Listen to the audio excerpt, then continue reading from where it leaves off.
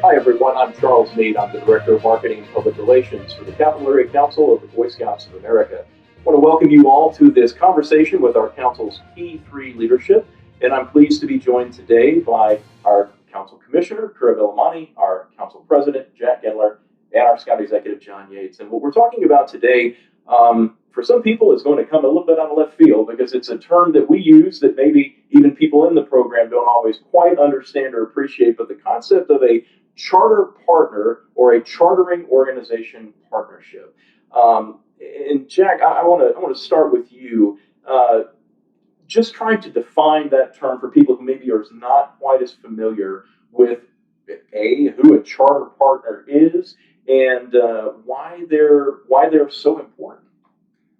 Well, Charles, charter partners are important because they're where our program happens. They're out in the community. They're usually nonprofit organizations, a church, a VFW, a Rotary Club, some type of person who wants to bring the scouting program to the people in their community.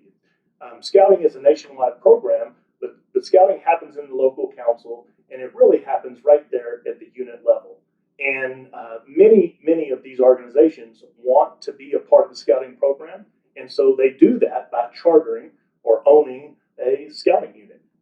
Now, Curavilla is council commissioner. Your job, most of the time anyway, involves working with your fellow volunteers and then the professional staff members who are responsible for different parts of the 15 county area that we serve in sometimes either going to speak to one of these potential partners about starting a program or an existing program, kind of making sure everything is going okay. And that is an area where I think we all acknowledge we can get a little bit better. But it's a critical part of this to make sure that everyone is on the same page and understand how this is supposed to work. And it's true because we also have so many different kinds of units. We have Cub Scout packs, we have Scouts BSA, venturing crews, we have sea ships, we have explorer posts. So we have a variety of different units, and all of those require slightly different roles for our chartering partners. It could be as simple as providing a facility, a place to use. It could be providing a place to park a trailer for equipment. But at the end of the day, all of our units have a responsibility back to that chartering partner. And that's what we try to do as commissioners, is to make sure that communication is going both ways, both the chartered partner seeing the benefit and the unit is benefiting, and that's a very symbiotic relationship that works for the community. What would you say is, I like that comment. I want to just go a little bit off on one direction.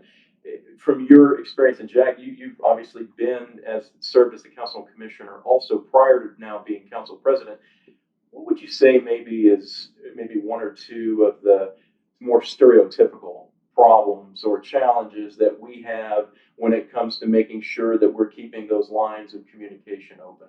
Well, many people believe, like the charter partners and churches and schools, just believe that they're just a place that they just have a gym or a meeting hall, and that they're just letting the scouts use it every Monday night or Tuesday night, and they don't realize that they actually have a responsibility to make sure that space is functioning, safe, and also have a role with our community. So, and I go back to the troop I'm in, Troop 1 here in Austin.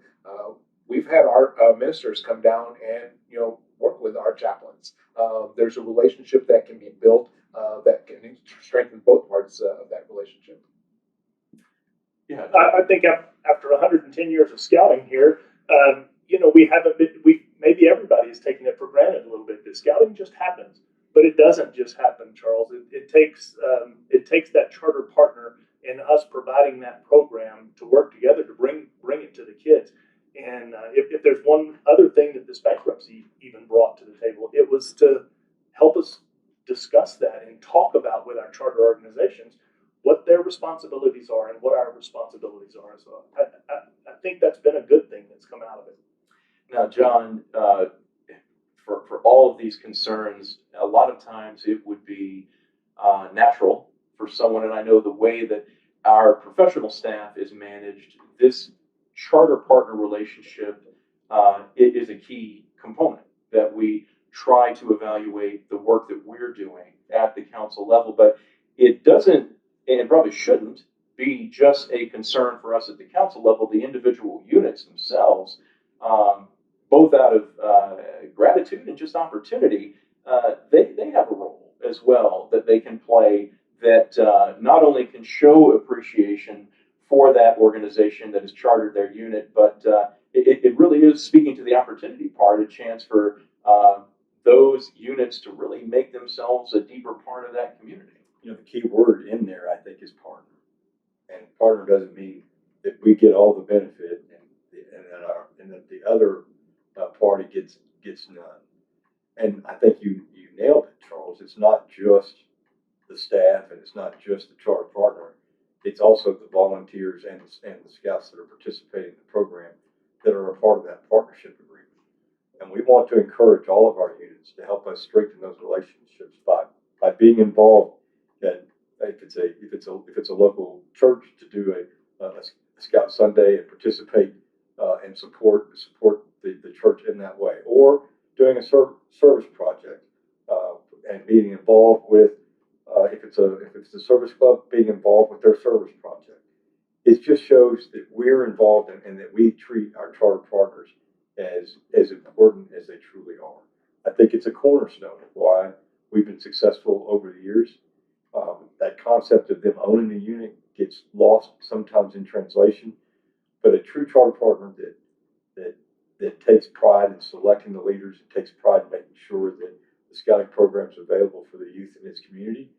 When it works well, it's fantastic.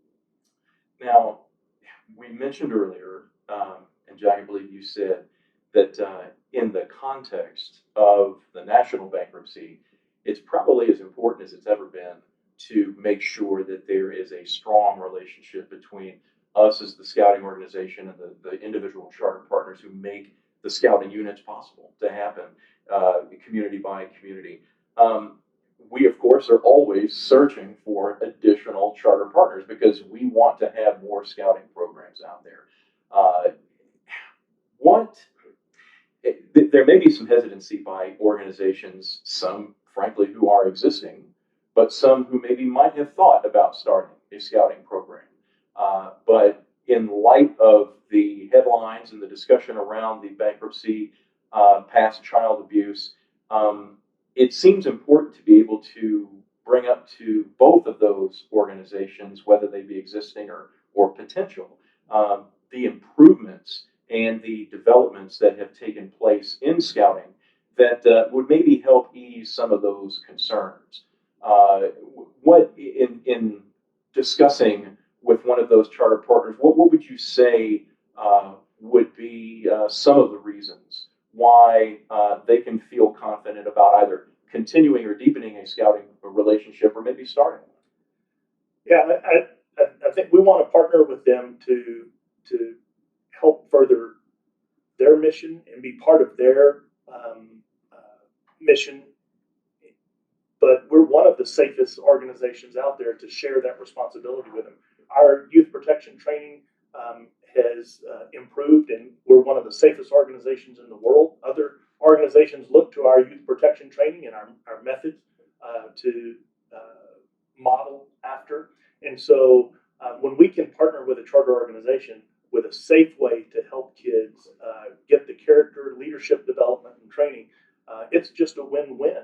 And we can help their mission, and they can help our mission, and together we can help kids grow. Incredible. What would you say? I was going to add to that one of the things that we do is our youth protection training is not limited to just people in the scouting program.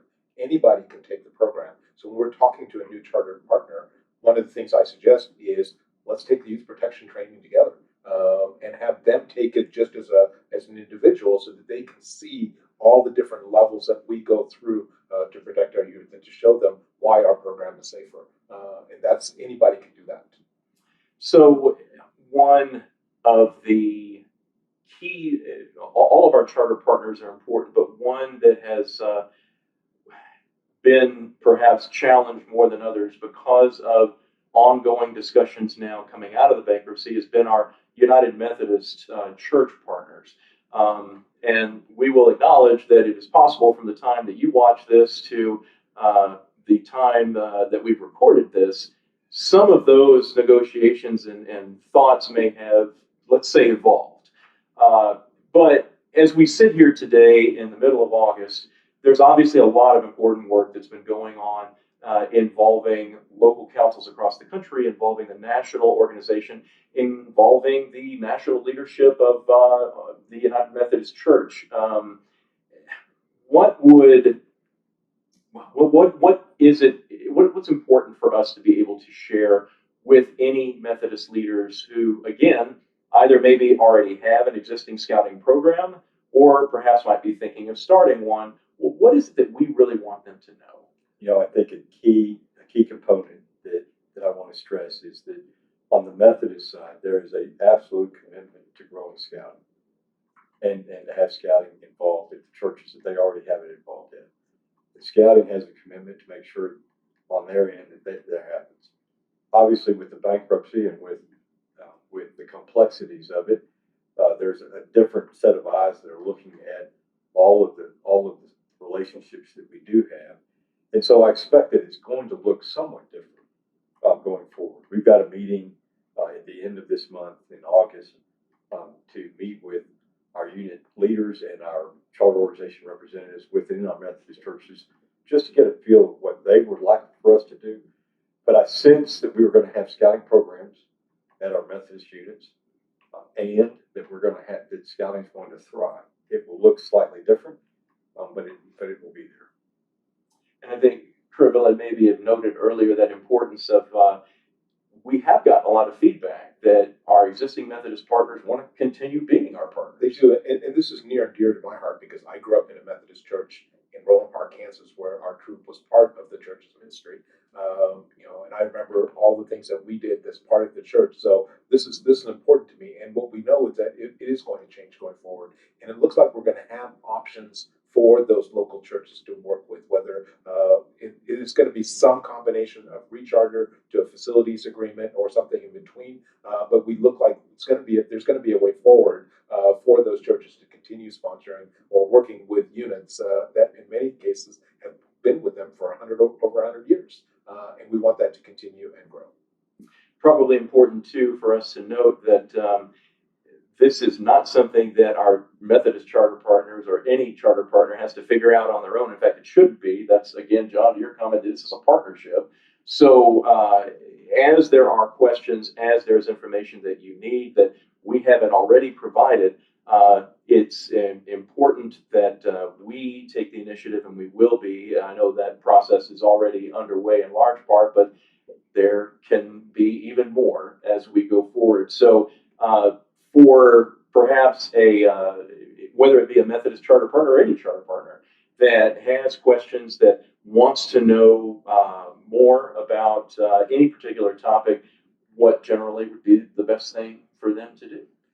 To reach out to their or the unit first, the leaders first, and then the commissioners follow that. And we have staff on board that can answer those questions and elevate it when the questions get too complex.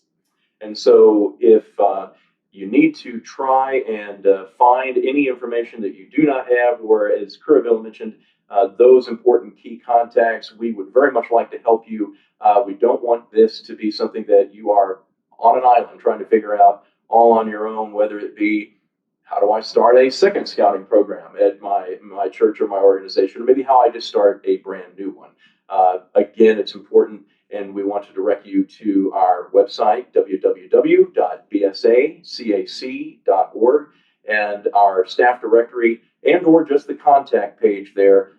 Reach out to us, let us know how we can help you, and our staff, our volunteer teams, will be in touch and try to make this as easy as possible. I think we cannot emphasize enough this idea of partnership, and that the benefit should be mutual. It's a key, as you mentioned, Jack, 110 years of scouting. The only way that this incredible program has been made possible in so many communities is because of those organizations who have decided that they are willing to give their time, their resources to partner with us and provide the program. So we are very grateful for all of those organizations, and we encourage you to reach out and let us know how we can help you. We appreciate you all for watching. I'm Charles Mead, and we hope that you join us again for another Council Key3 discussion.